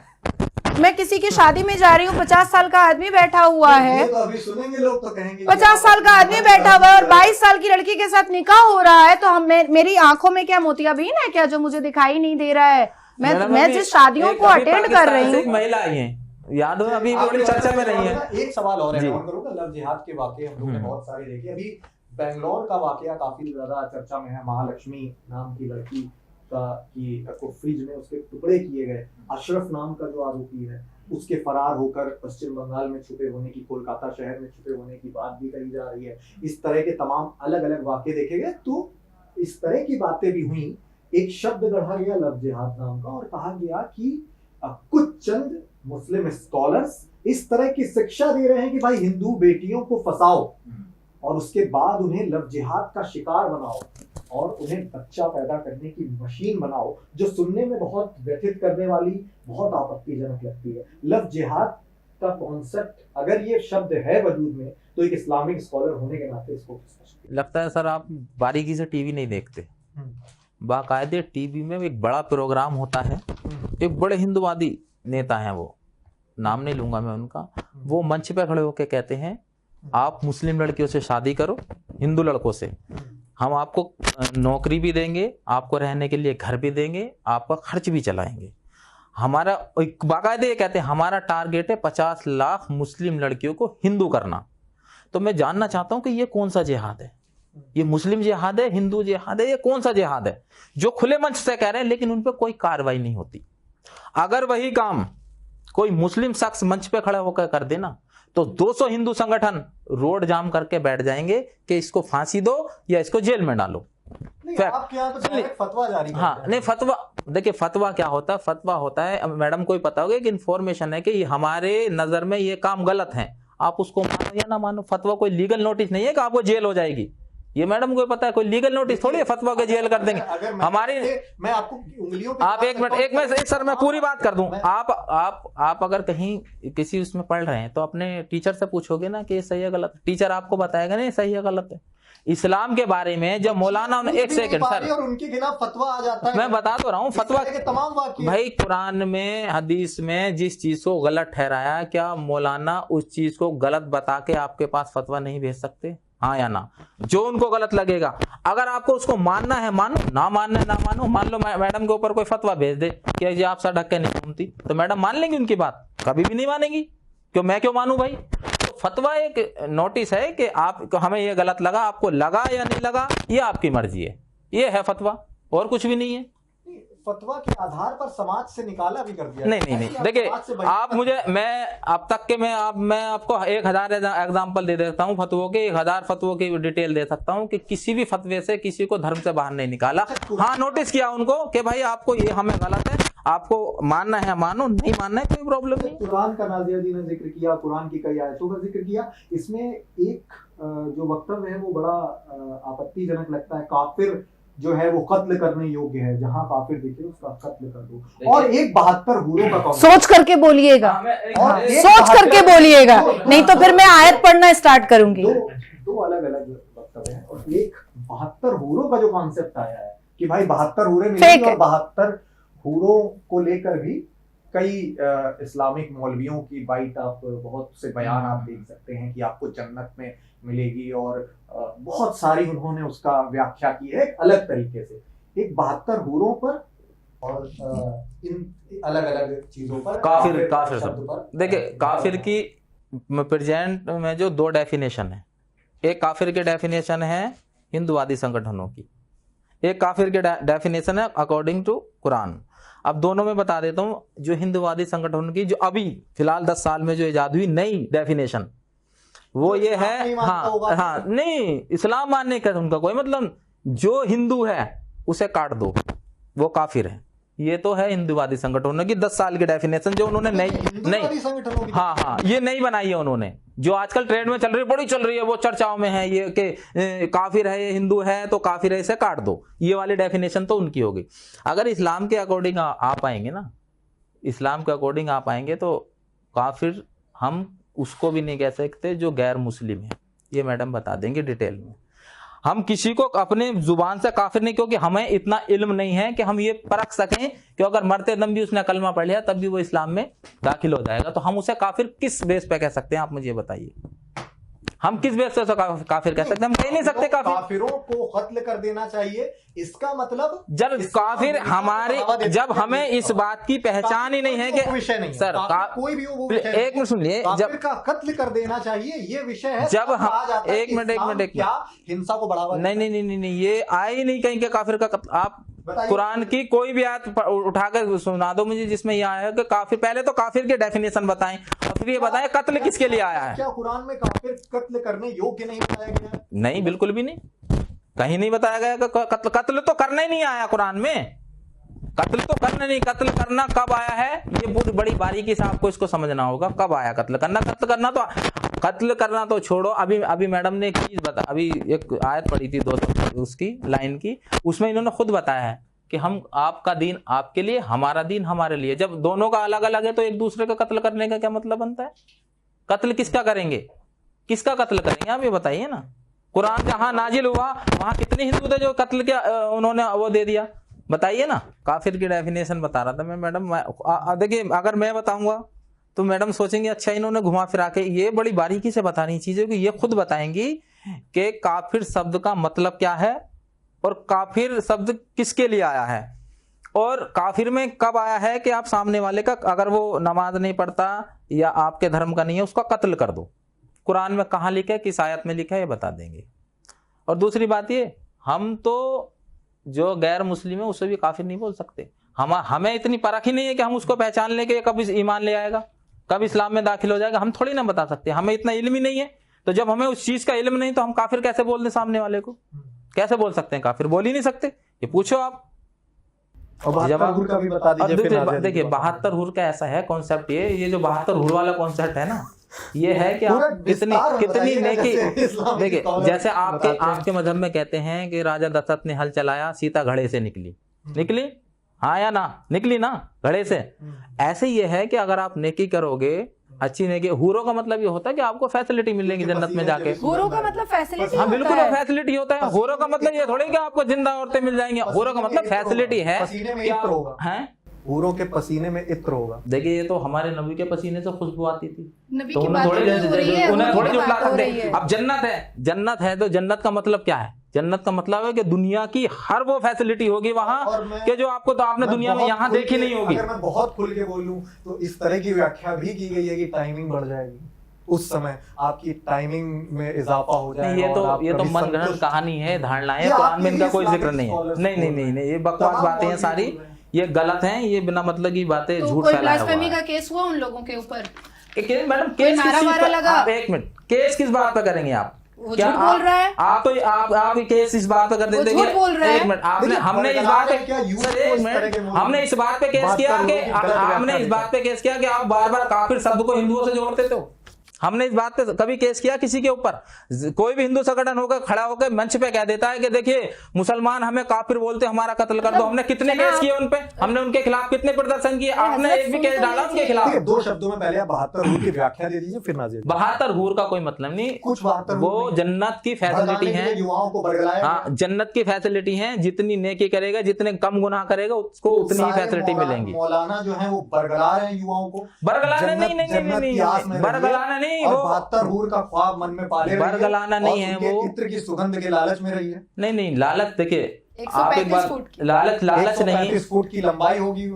आप मौलाना से पूछिए, आप गए सब जन्नत टिंगू कभी? टिंगू सीढ़ी ये तो लगा के जाके चढ़ेगा। पता चलेगा ना आपको कि क्या मिलेगा क्या नहीं मिलेगा। मैं ऐसे कैसे कह दूं? ये बेचारा तो नहीं कुरान में कैसे कहाँ लिखा है कि भाई यहाँ जाके सारी हाँ फैसिलिटी मिलेंगी। जितने आप नेकी करोगे, जितना आप अच्छाई करोगे, उसकी सारी फैसिलिटी जन्नत में मिलेगी। हूर का कॉन्सेप्ट इस्लाम में नहीं है, आप ऐसा कह रहे हैं? नहीं, ऐसा कोई कॉन्सेप्ट नहीं है कि ये कुरान में है, फैसिलिटी सारी मिलेंगी। लेकिन होरों का मुझे ये नहीं पता कि कॉन्सेप्ट में कुरान में बारीकी से कहाँ लिखा है, इसका मुझे नॉलेज नहीं है। चलिए, काफिर और 72 हूर पर आपकी व्याख्या क्या है जानते हैं? मैं अपने आप को बहुत लकी और सौभाग्य है मेरा कि मेरे सामने इस्लामिक स्कॉलर बैठे हैं और वो ये कह रहे हैं कि नाजिया ज़्यादा बारीकी से बता देगी। तो ये मेरे लिए बहुत सौभाग्य की बात है। इस्लामिक स्कॉलर तो लोग आपको भी मानते हैं। नहीं, मैं नहीं हूँ। नहीं, मैं नहीं हूँ। आप कुरान को पूरी तरह रट्टा मारने का दावा करती हैं, तो फिर इस्लामिक तो वो क्या प्रॉब्लम है? तो इस्लाम वो तो की मैंने जिसको जानकारी है, श्रीमद् जो भगवत गीता भी पढ़ा है, जो इस्लाम का नहीं, विद्वान है, वो मैं इस्लामिक अपने आप स्कॉलर को है। कभी नहीं बोलूंगी मैंने इस्लामिक दो स्कॉलर। डेफिनेशन समझाई थी ना। एक डेफिनेशन अच्छा। मैंने समझा दी, जो दूसरी वाली वो मैडम समझाएंगी, हाँ, इसलिए मैंने बताइए। कहा ज्यादा बारीकी से जानते हो आप। अब आपके मेरे इस्लाम लिए में इतनी सौभाग्य है। definition क्यों हो रही है, मेरे लिए यही सवाल सौभाग्य है। है। लेकिन फिलहाल आप व्याख्या कीजिए। सूरह अत-तौबा आयत नंबर 5। ठीक है, अब मैं ऐसे बोलूंगी तो फिर लोगों को लगेगा कि अपने मन से बोल रही है। सूरह अत-तौबा आयत नंबर 5 अल कुरान। फिर जब हुर्मत वाले महीने गुजर जाए तो मुशरिकों को मारो। मुशरिकों मतलब जो बुत परस्त होते हैं। मुशरिकों को मारो जहां तुम उन्हें पाओ और उन्हें पकड़ो और कैद कर लो और हर जगह उनकी ताक में बैठो। फिर अगर वो तौबा करे और नमाज कायम कर ले, ज़कात दीन को मान ले और इस्लाम का रास्ता कबूल कर ले, तो बेशक अल्लाह बख्शने वाला मेहरबान है। बताइए। हाँ, आपने आयत पढ़ सीधा कर ले, अब मैं नहीं सुन लीजिए। हाँ, नहीं, सुन लीजिए। जब ये आयत नाजिल हुई, कहाँ आयत नाजिल, सुन लीजिए, मैंने पूरी मैं आराम से बताऊंगा आपको, पेशेंस रखें थोड़ा सा। जब ये आयत नाजिल हुई और जहां ये आयत नाजिल हुई, पूछना कितने हिंदू थे वहां, किसके लिए आया? वो बुत परस्ती जो वहां करते थे लोग। नहीं, इसलिए ये भी तो बुत परस्ती कर रहे हैं भाई। बुत परस्त करना कहीं इस्लाम में नहीं है। सुन लीजिए, आयत पढ़ी, उनको मारो की व्याख्या कर दीजिए। पहले सुन लीजिए, पूरी आयत पढ़ेंगे ना, या बाद में पूरी आयत पढ़ने दीजिए। मारने का मतलब ये है, अगर आपके जान पे बन आए, सुन लेने, जान पे बन आए आपके, काफिर ने कत्ल नहीं करे मुसलमानों के, कितने काफिरों ने कत्ल किया मुसलमानों के? अभी कितने, सुन लीजिए, जब उस वक्त की बुत परस्ती। आपकी एक बात साफ गलत होगी, आपने कहा कहीं पर भी ऐसा जिक्र नहीं है कि कत्ल किया जाए या मारा जाए। अब आप अभी भी कत्ल करने का जिक्र नहीं है। मैडम दोबारा पढ़ के सुनाओ आयत, तर्जुमा सुनाओ दोबारा। आयत नंबर 5। आप अपने आप इस्लामिक स्कॉलर है, कुरानिक ऐप तो आप में होगा ना? आपके मुंह से इनको सुनाना चाहता हूं, दोबारा से पढ़िए। कुरानिक ऐप आपके पास होगा ना? कैसे स्कॉलर है भाई आप? तो कुरानिक ऐप भी नहीं है आपके पास। मारना भी होता है, किसी को पीट के डराना भी सवाल मेरा था, प्रियांक जी, मैं जवाब दे दूं। हाँ नहीं, मैं इस तो वक्तव्य का जवाब मुझे एक चाहिए ही था। मतलब मैं कुछ भी बोलती हूँ वो आधा कट जाता है। नहीं, आपको एक पूरा तो- टाइम दिया एक जाएगा, तो- बस इस पे मुझे आपत्ति लगी, इस पे ऑब्जेक्शन एक तो मैंने आपको क्लियर कर दिया और प्रूफ के साथ क्लियर कर दिया, और ऐसे कई जगह है। लेकिन मुझे ऐसा लगता है कि वाकई में हमारा इस्लाम इस बात की भी बात कहता है, साथ साथ इस बात की भी बात कहता है कि जब तक कोई बुत परस्त, जब तक कोई पीगन, जिसको इंग्लिश में कहा जाता है, मर ना जाए, तब तक आप उसके साथ बुरा सलूक नहीं कर सकते। क्यों नहीं कर सकते? क्या पता वो कब ईमान ले आए, ठीक है। पर उसी इस्लाम के हिसाब से दाई भी है, अलतकैया भी है, जिहाद भी है, ठीक है। पहले कन्विंस करना है। अब मैं आपसे मिली हूँ, इस्लामिक हिसाब से मैं आपको कन्विंस करूंगी इस्लाम कितना खूबसूरत है, इस्लाम में कितनी अच्छाइयाँ हैं, और आपके धर्म की मैं बुराइयां करूंगी कि आपके धर्म में बहुत सारे देवी देवता है, फलाना है, ढमाका है। मेरा इस्लाम बहुत खूबसूरत है। दिस इज कॉल्ड अलतकैया। उसके बाद मैं आऊंगी दाई पर, दावत इस्लाम पर। कन्विंस का प्रोसेस खत्म हो गया, आप नहीं माने। उसके बाद मैं आऊंगी दावत इस्लाम दाई पर। अब मैंने आपको दावत इस्लाम दिया, आप मेरे घर आए, सवई ववई मैंने खिला दिया, या बाहर भी मिल लिया मैंने आपसे, उसमें भी मैं आपको कहूंगी कि अब आप मेरा इस्लाम कबूल कर लीजिए। आप नहीं माने, आपने कहा नहीं। क्या इस पद्धति का कुरान में भी जिक्र है इस तरह? ये सही अल बुखारी की बात मैं कर रही हूँ, ये अल कुरान की बात नहीं कर रही हूँ, मैं सही अल बुखारी की बात कर रही हूँ। उसके बाद फिर जब वो दाई का सिलसिला खत्म हुआ, आप नहीं माने, तब आया जिहाद। जिहाद कि किसी भी तरीके से आपको इस्लाम कबूल करवाना है, उठाओ तलवार और पहनाओ आपको सलवार, ठीक है। उसके बाद फिर आता है जजिया। अब मान लीजिए आपकी हत्या हो भी गई, जैसे औरंगजेब ने कहा था कि जिस जिस को बुत परस्ती करनी है वो हमको जजिया देगा। अपने धर्मों को मानने के लिए अपना औरंगजेब को जजिया देना पड़ेगा, ठीक है।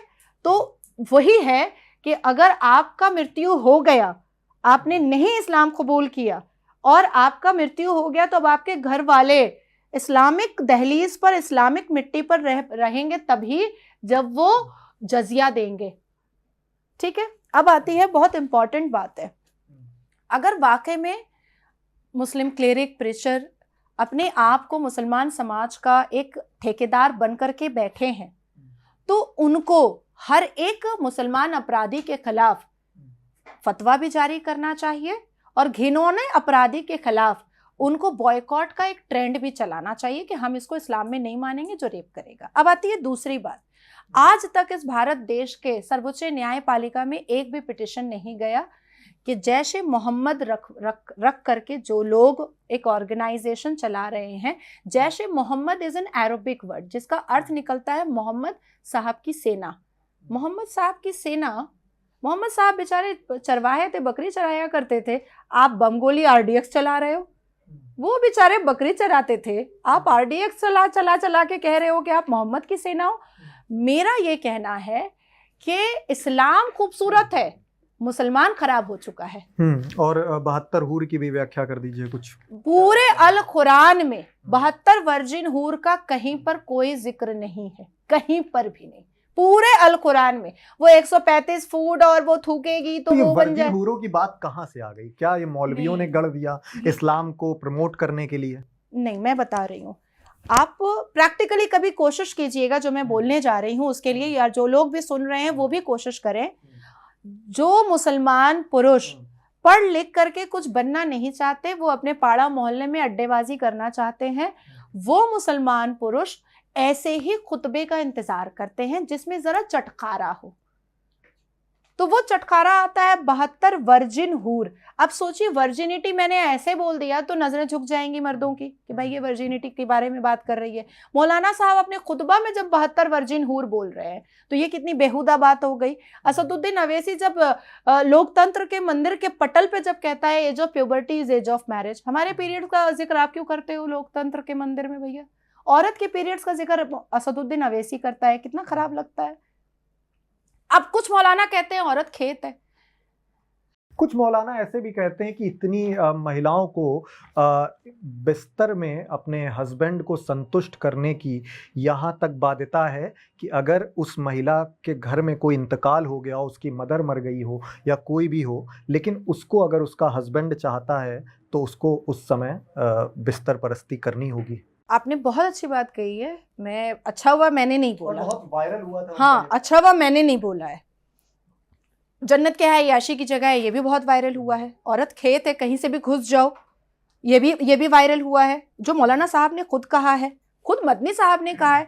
अब मेरा मानना है कि ये सब चीज़ें अगर अल कुरान की नहीं है, हमारे इस्लाम के खूबसूरती को अगर ख़त्म कर रहा है, तो ऐसे मौलानाओं के ख़िलाफ़ क्यों नहीं प्रदर्शन होता है। जो अच्छे लोग हैं, जो मुसलमानों में अच्छे लोग हैं, आज भी अच्छे लोग हैं, आज भी सूम सलावात वाले लोग हैं, आज भी तहजीब और तमद्दुन वाले लोग हैं, आज भी ऐसे मुसलमान भारत में भी हैं जो अपने आप को वाकई में अशरफुल मखलूकात मानते हैं, ऐसे हैं। तो आखिर वो लोग कहाँ हैं जो ऐसे ऐसे पाखंडी मौलानाओं के खिलाफ जा करके अपनी आवाज़ ऊंची नहीं करते हैं। ठीक है, क्योंकि वक्त का दायरा है, एक अंतिम कमेंट एक मोहम्मद खालिद शेख हैं, वो लिखते हैं कि नाजिया महज बीजेपी की दलाल है, एजेंट है और कुछ भी नहीं। बीजेपी इसको फंडिंग करती है इस्लाम के खिलाफ प्रोपोगंडा फैलाने के लिए। इस तरह के तमाम वक्तव्य आपके खिलाफ लगातार आते रहते हैं, उनको कैसे जवाब देंगे?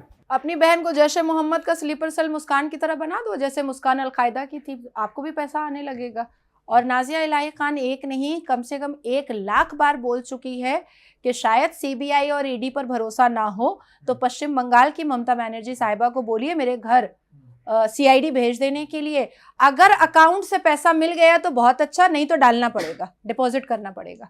ठीक है, और चूंकि आम आदमी पार्टी के लीडर की हैसियत से भी बैठे हुए हैं, तो एक सवाल आपका आतिशी मारलेना को लेकर, आपने बड़ा विरोध किया है आतिशी मारलेना जी का भी। कैसे देखते हैं इस वक्तव्य को, जब इस वाक़ये को, जब आतिशी मारलेना मुख्यमंत्री पद की शपथ लेती हैं और आप कहती हैं कि एक बड़े आतंकी से उनका नाम जोड़ती हैं? नहीं, मैं नाम क्यों जोड़ती हूँ? उनकी माँ खुद ही अफजल गुरु की फॉलोअर है, मेंबर रह चुकी हैं। उनकी माँ खुद इस देश के राष्ट्रपति के पास गई थी, लिखित रूप लेकर के गई थी, रिटन लेटर, ग्रीवांस लेटर लेकर के गई थी कि अफजल गुरु की फांसी रोकी जाए। उन्होंने सर्वोच्च न्यायपालिका में दरखास्त दिया था आतिशी मारलेना की माँ ने कि अफजल गुरु की फांसी ना हो। उन्होंने कई नेशनल न्यूज़ चैनल्स को बोला है कि अफजल गुरु की फांसी को वो बिल्कुल भी एक्सेप्ट नहीं कर रही हैं और ये गलत हो रहा है, ये खुद का है। जब आम आदमी पार्टी से आतिशी मारलेना जब शपथ ले रही थी सिर्फ एक कैबिनेट मिनिस्ट्री की, तो उन्होंने अपना पूरा नाम लिया था, लेकिन 21 तारीख को उन्होंने सिर्फ आतिशी कहा, सिर्फ आतिशी कहा। इस देश को दोबारा फिर से एक मौन व्रत की सरकार मिली है, मनमोहन चलाएंगे, अरविंद केजरीवाल चेयर भी देखिए बगल में लेकर के बैठी हैं। अब दिल्ली के वासियों को बहुत बहुत मुबारकबाद, जो अधूरा काम अफजल गुरु का बच गया था वो अब पूरा करेंगी आतिशी मारलेना। तो उस्मानी साहब, ये अफजल गुरु की समर्थक हैं आतिशी मारलेना। सर एक बात बताइए मैडम, अगर अफजल गुरु की एडवोकेट होती हैं तो आप आतंकवादी मैं की होती श्रेणी ही में? नहीं, एक मैं मिनट, होती ही नहीं, जो जिसने अफजल गुरु का केस मैं लड़ा, होती ही नहीं। क्या वो वकील आतंकवादी? तौबा कीजिए, थूकती हूँ मैं आतंकवादी नहीं। आतंकवादियों का नहीं, देखिए आपने उनके सपोर्ट, जब तक आपको पता है अपराध सिद्ध ना हो जाए जब तक अपराध सिद्ध ना हो जाए अपराधी नहीं माना हजरत जाता। पहले सुनिए, ऐसे आतंकवादियों को सरकार अपनी तरफ से वकील देता है। अपने तो जिसको भी वकील, जो वकील दिया था, क्या उसको आतंकवादी बोलोगे? क्या आतंकवादी का केस? मैं समर्थक के बारे में बात कर रही हूँ, मैं वकीलों के बारे में क्यों बात करूंगी? बचाने की कोशिश कर रहा है ना उसको, तो समर्थक भी वकील बन गए हैं क्या? कोशिश कर, वो तो समर्थक थे। आप कह रहे हो फिर उस वकील को भी फांसी होनी चाहिए भाई? कोशिश कर रहा है, फांसी रोकने की कोशिश कर रहा है, उसे समर्थक ही कहा जाएगा? फिर तो वकील भी तो कर रहा है ना भाई काम, आप उसको क्यों नहीं बोलते? अरे भाई, तो सरकार ने दिया अपॉइंट करके, ये आउट ऑफ द बॉक्स बात है। नहीं वकील कर रहा है, गलत क्यों ये आउट ऑफ द बॉक्स की बात है। गवर्नमेंट कहती है कि ये आतंकवादी है, तो आप क्योंकि वकील हमारे देश का संविधान ये कहता है कि क्या किसी का सपोर्ट करना गलत है? आतंकवादी का समर्थक नहीं कर सकते। क्यों नहीं कर सकते? संवैधानिक अधिकार नहीं है उनका। ठीक है, करिए, फिर करिए, तो रहने कौन मना कर रहा है? करिए। अंतिम सवाल आपसे, जाकिर नाइक का पाकिस्तान में आगमन हो रहा है और हाल ही में उनका एक बयान बहुत ज्यादा वायरल हुआ कि मैं भारत का सबसे बड़ा आतंकवादी माना जाता हूं। जाकिर नाइक की गतिविधियों और उनके वक्तव्यों को कैसे देखती हैं आप, क्या नजरिया आपका? बिल्कुल, मैं उसको हमेशा से टेररिस्ट अंदाज से ही देखती हूँ और जाकिर नायक भारत देश के लिए एक खतरा है, मुसलमान नौजवानों के दिमाग को वरगलाने का एक जरिया है।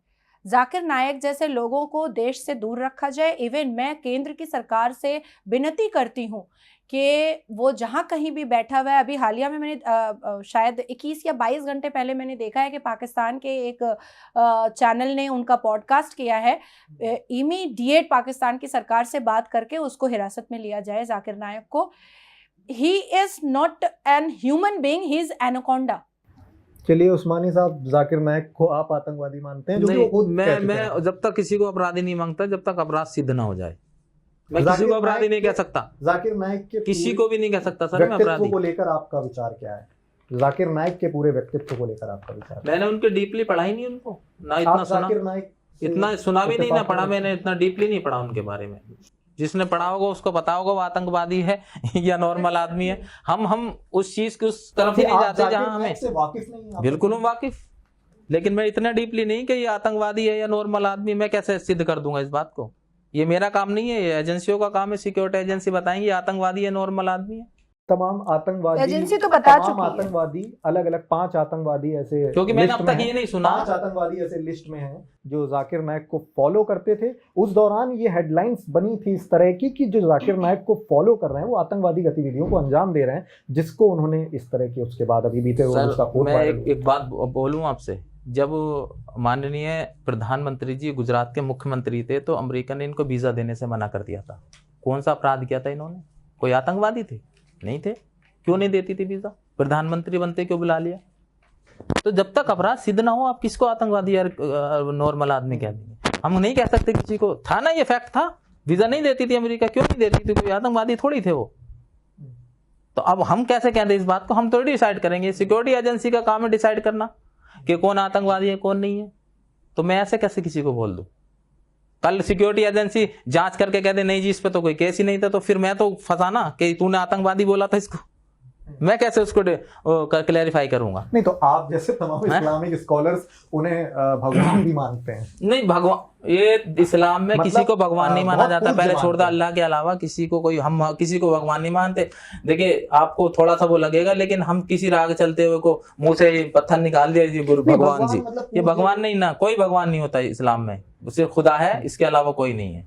चलिए, विचारधाराएं भले अलग अलग हों, लेकिन आप दोनों का ध्येय और मंशा सिर्फ समाज हित और अमन ही होनी चाहिए, और इसी अवधारणा को सर्वधर्म समभाव कहा गया है।